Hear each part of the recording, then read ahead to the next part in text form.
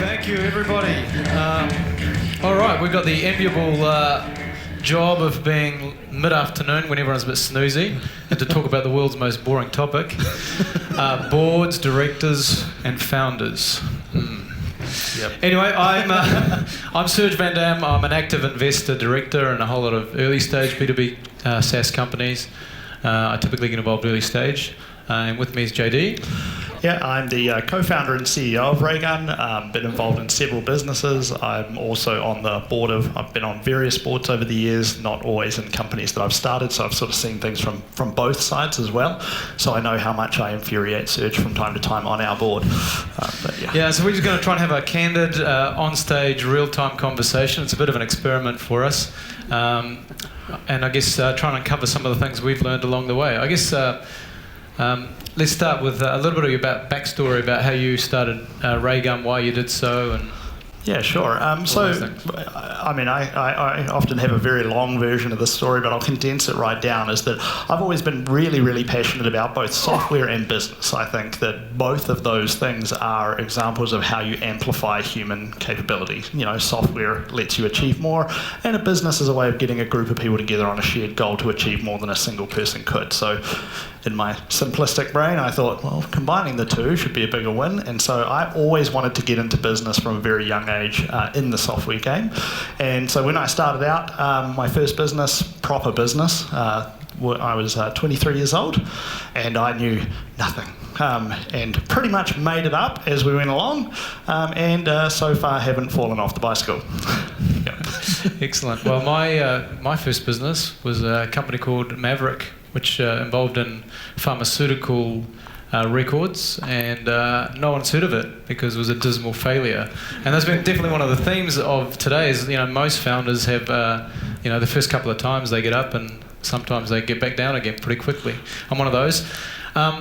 So obviously I'm a director. In this case at Raygun, I'm the appointee of the founders on the board. Most of the time when I'm on the board, I'm appointed by the investors. Just interested to find out about, I guess, why you thought I might be useful to you. Yeah, so I'm glad you finally asked. So a few years ago, Raygun was going along, doing reasonably well, and we're headquartered in Wellington, and we have customers in about 100 countries, and we wanted to do better in supporting our customers around the world because all our staff were in Wellington. And if there is one big disadvantage to New Zealand, it's the tyranny of distance to the rest of the world. And so we wanted to go into the United States, where about 45% of our revenues were coming from. And so we started looking around in the New Zealand ecosystem for folks that had been there and done that. And so Serge sort of came up on our radar as somebody who had been involved in a very successful startup, gone into the US, achieved a great outcome, and we sort of thought, okay, well, this is a missing skill set that we don't have around the board, we don't have it in the company, and I don't think anybody here would disagree that New Zealand has a pretty terrible track record of companies going into America, even massive companies spending a lot of money and falling flat on their face. So how is a pretty scrappy startup that's running pretty lean going to achieve success? And so we brought Serge in to sort of help with that initially and kick around some ideas on what were some of the cultural differences, what should we be thinking about, and we were really fortunate to find a whole lot more in you though. It panned out so far. And how have I disappointed you? Look, we only have 25 minutes.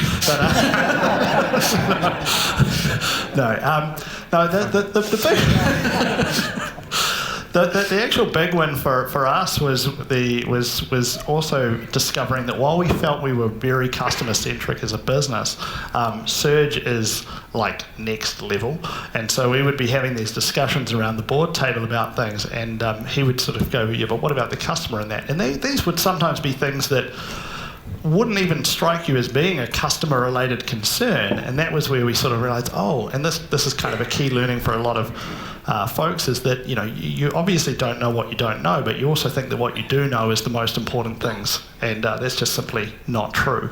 And so we learned a lot, both myself and my business partner, Jeremy Boyd, about, okay, how can we inject the customer conversations into pretty much everything we do? And we were already believers that centering the entire business around customers was the most important thing to do, but we could do more. Yeah. Do you still want me to go to disappointing things? Why not? Why not? You got your performance review coming up. Let's try. I did note that there wasn't a salary review last time. I mean, in a real talk sort of way, and I don't think Serge is going to mind me sharing this. We brought him on board, and we kind of got along because we're Kiwis. We like to be polite. We don't like to have arguments.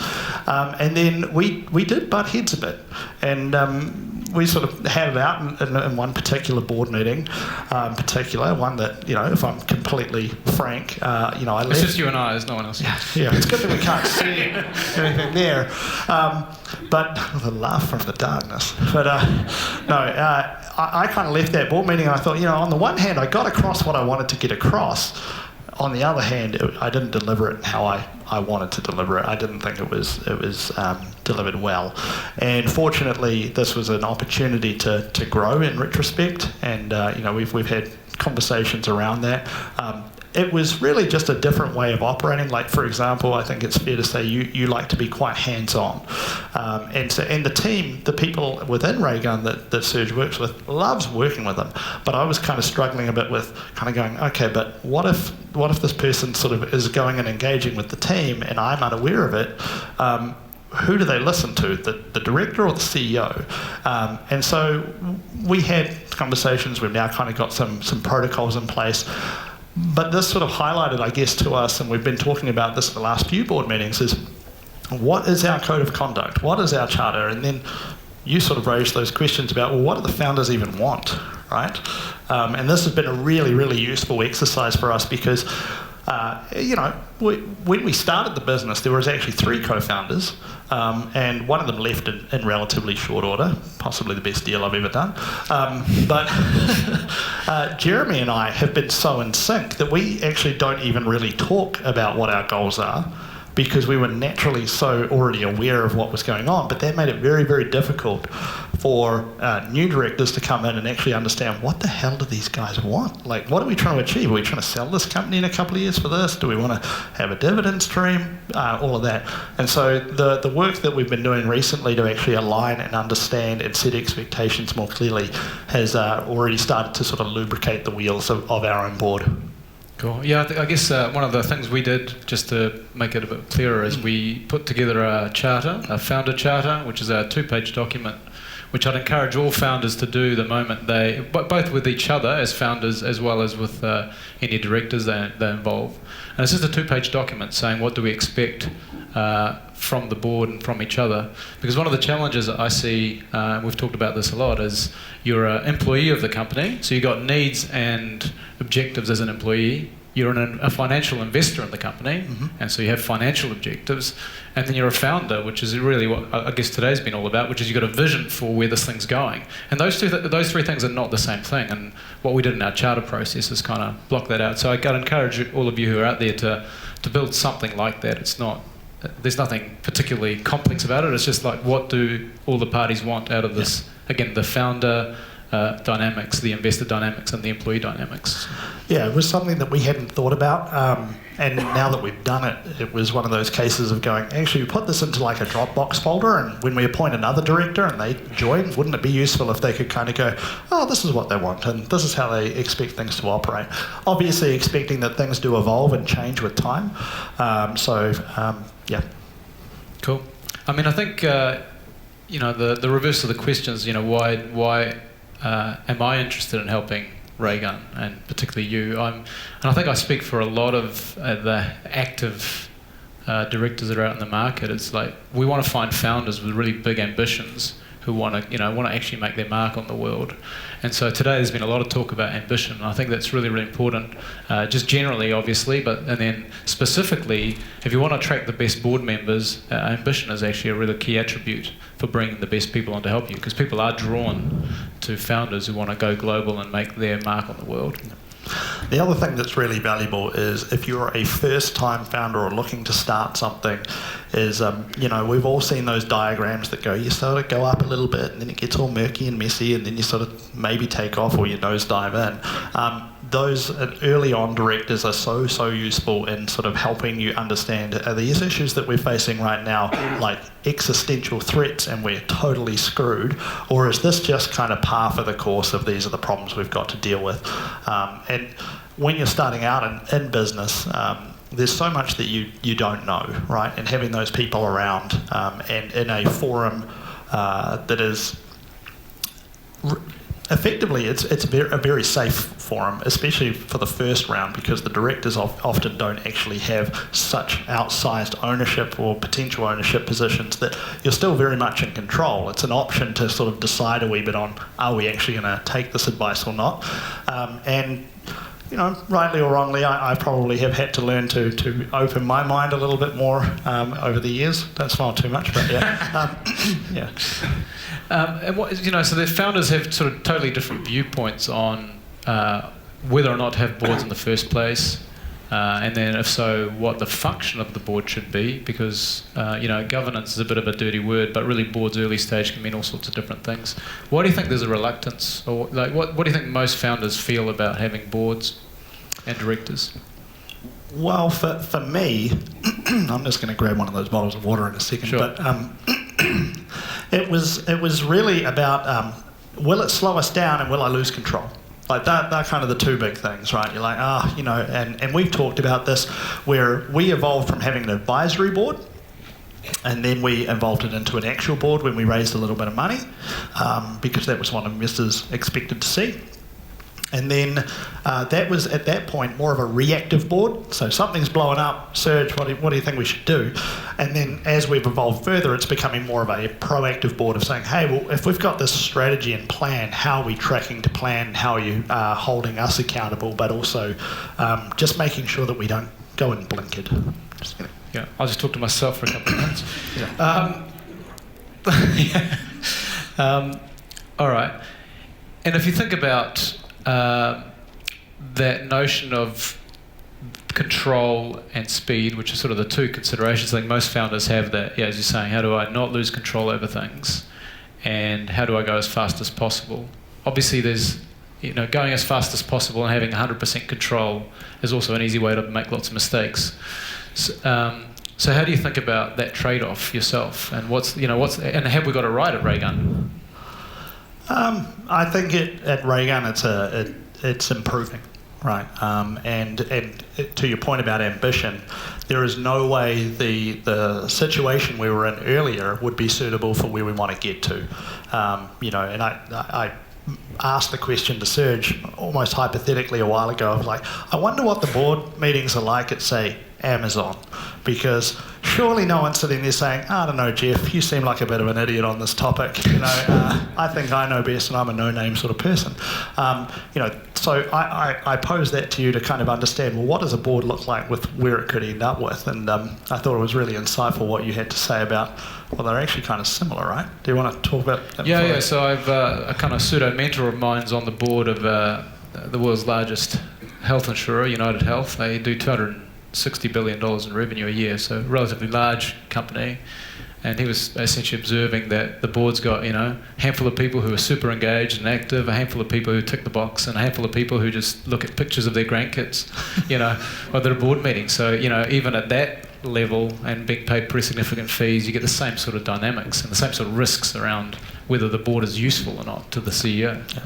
None of our directors have grandkids yet, so that category doesn't exist. But yeah. So anyway, I forgot the original question point. But. Well, it's just about what's the right balance for the speed and control, because I think you've quite rightly. There's a whole lot of people who have concerns about either setting up boards or whether the boards are working well, and how do you know if you've got the right balance of control and speed, and then why should, you know, and what's that's probably the bit that I think wasn't very clear very early on when we were starting out was what happens between the board meetings, right? A lot of folks kind of go, well, we have these meetings and they're maybe a month or 2 months apart, and what happens between them? Well, you kind of get about a week out and you go, oh shit, I've got to write some board papers, you know, and send them off. And if that's all you're doing, they're not particularly value-based board meetings, because they're actually more about compliance and risk mitigation, and that's about it. Once you start sort of engaging more frequently in the in-between times, and you're starting to see a little bit of how the sausage is made, I guess, there's more value-add conversations conversations to be had about, hey, well, actually, is this part of the business performing where it should be? So, for example, at Raygun, we are currently running an initiative that's proving to be quite successful, and we were just talking about it off stage. Actually, it was like, well, we've got this next round of tests coming up in about a month, and if that succeeds, we need to start saying, well, how do we run like 200 of these things every year? And that's going to cost a bunch of money. And that starts to become more of a, how does this fit the strategy? Do we have the capital to do that? Should we raise capital? Should we dial it back from 200 to 1? They're much more valuable conversations than, are we solvent? Yeah, the risk register up to date? Yeah. Cool. So filling in those gaps became a huge win for getting more value out of those board meetings, rather than feeling like it was just an obligation to write board papers and report in. I don't think you mind me saying that you've got a healthy ego. To what extent? I heard that from one of my mentors. Pot kettle black. But how do you think? To what extent does most founders have to have a level of confidence, about self-confidence, to actually even try to do their own thing and create something new? So, which is good because it's an attribute, but also kind of gets in the way. And so, just interested in your views on how the ego screws with things, especially when it comes to having effective governance. Yeah, there's a great quote that I read a long time ago, and it's something I always try and remind myself and also share it with other people, which is a quote from Bill Gates where he says, "Success is a menace. It fools smart people into thinking they can't lose." And you see this all the time, that as you sort of get a bit more successful, it's very easy to let arrogance creep in, like, yeah, everything I do is going to turn out great because I'm me. And that works until it doesn't. And so not letting that sort of hubris sort of kick in is something that's really important. And interestingly, I've also found that as things have progressed well, you start thinking, shit, I've got more to lose now. Like, I should really be making sure that we don't just shoot from the hip. Even if shooting from the hip had worked pretty well so far, it runs out. And that was the time that Bill Gates came out with that quote was basically how they, let's say, screwed over IBM on the original deal on the operating system distribution. Was IBM was so successful that they didn't think it was a big deal to let this company license the operating system to everybody else, and it shot them in the foot. They should have just bought Microsoft for like $10 million at the time, but they didn't. And then subsequently, sort of touched on in that recent Netflix documentary, did that he kind of completely screwed up the antitrust situation, because again, you're the most dominant company out there. I make good decisions, and I spend a bit of time trying to think, how do you check yourself on some of those things, that you don't let things get out of hand? And that's where you kind of get to the need for these board meetings to be sometimes a little confronting, right? And I say this not just for how Raygun board meetings operate, but also some of the boards that I sit on, is that you can sit there and go, hang on a minute, that just doesn't pass the smell test with me. And again, going back to the Kiwi culture, where we don't like to rock the boat, we don't want to have a fight, but you kind of have to sit there and say, hang on a second, this is not what we should be doing. And at the risk of going on a little bit here, one of the things that stood out to me recently is in a board meeting that I was in, there was a vote, and somebody said nay. Right? And I was like, hey man, it's been a really, really long time since I've actually heard a director disagreeing with something. It doesn't mean that you're not going, that you are going to stop everything because one person disagrees, but I would sort of encourage you that if you actually have a business and a board already in place and there's no disagreements occurring, you could probably be doing better. Yeah, and I'm of the view that if people ask me in private, as they have just now, the primary function I have is, and on the board for you primarily, is to have someone to disagree with, and that's a real healthy thing. Something we talk about a lot is, I guess, the Amazon principle of disagree but commit, and I think the sign of an unhealthy board is when everyone just nods and then looks at the pictures of their grandkids on the iPad. Yeah, and probably without realising it earlier on is that's probably where I would have felt there was lower value in boards. If I'm just turning up saying, I sent you the board papers, and everybody just kind of rubber stamps these things and they go along, what was the point? right? And it actually negatively also reinforces the ego play, right? Totally. Oh, this guy makes all the right choices. It's like, okay, that's not helpful. I'm not growing from that. Yeah, so again, I think a piece of advice out of that we'd both agree on is if you're a founder and you're seeking board members, find people you can disagree with. And disagree in a healthy way, obviously, but that you find it easy to disagree with. Yeah. We did finally agree on something. Yeah, we agree on that. That's good. So, totally different track.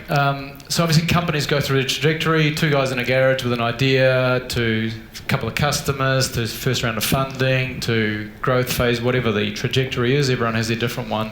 How do you look at the differences in stage? How is the board different, or should it be different depending on the stage of the business? Yeah, so I guess that point earlier where I was talking about advisory to reactive board to proactive board is kind of how I've been thinking about it to date.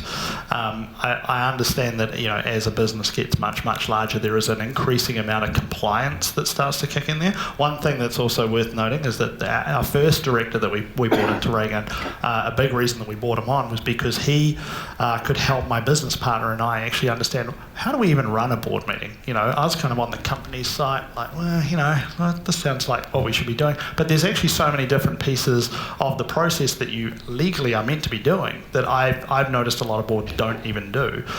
So getting that in place, and then later on starting to look at more around the risks. You know, when we had an advisory board, we didn't have a risk register that said what happens if one of the co-founders gets hit by a bus, right?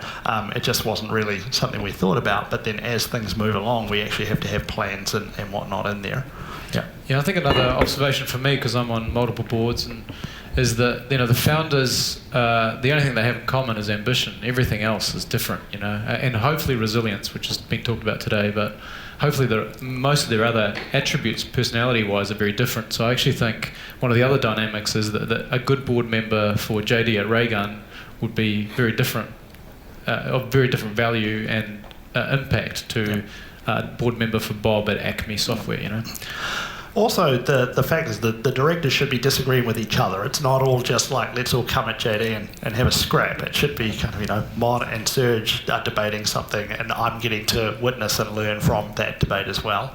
So encouraging that, whoever's chairing those meetings to ensure that there's a constructive discourse kind of going on is important. And so if you had to, what's the single biggest attribute you'd look for in a board member today if you had another one? Which wouldn't exist? Well, so a lot of the sort of common thinking is go through and do the skills matrix, figure out where there's gaps and blah, blah, blah. I do think that it's more important that somebody has a sort of a confidence and integrity to say what they actually think. Because if you've got to sit there and start second guessing what somebody's saying around the table, the trust is getting eroded. They're of no use at that point. Yeah, I don't want to be sitting there thinking, well, maybe they actually don't think that, or maybe they do, which comes back to that point of being, you know, a little bit straight up about things, even if it's uncomfortable to say it. Yeah. Gotcha. And if you had to think about our board meetings as they stand at the moment, what's the best thing that we do? Probably the custard squares. Custard squares, yeah. JD loves custard squares, if anybody ever wants to get in favour with him. Other than the custard squares? I think, and you may disagree with this, but I do think we are sort of evolving to have more robust dialogue around things that matter. So, you know, a good example of something that a lot of people screw up at the very beginning, and it's normal too, is like taking the board papers as read. And people sort of throw that out there and don't really think about what that means. And it means, you know, if you've read it, let's just sit down and now kind of go through the agenda with what are your questions? Like, what do you want to talk about? And we go through that way, because previously we were spending a bunch of time where it would be kind of like summarising what everybody had already read, and that just wastes everybody's time. So I find now we're sort of going, let's just jump straight through into what are the things that you think are important, what does Maud thinks important, what does Jeremy thinks important, all of that sort of stuff. Yeah. And so when we're a unicorn in 1, 3, 5 years' time, whatever it's going to take, the shorter the better, what do you think will be different about our board? and the relationship between the board and the founders and the CEO? Yeah. Well, one thing is our board is relatively small at the moment. I wouldn't want it to be too big because I think that's when we'll get people that have grandkids. But we have some very clear gaps at the moment and areas that we could improve upon in there. So you and Mod both have different skill sets that are useful, and so I would encourage folks to sort of sit down and say what are the areas that we're not understanding, and think about forward looking. If you were to say unicorn, well, it's probably unlikely we would build a unicorn without going and raising, say, a boatload of cash, to try and get there because you want to get there fast. Who's got the skills around that we're missing at the moment to help us get there? Cool. Well, good luck to all of us. We've got to go. Thanks, JD. Thank you, everybody. Thanks so much. Love you.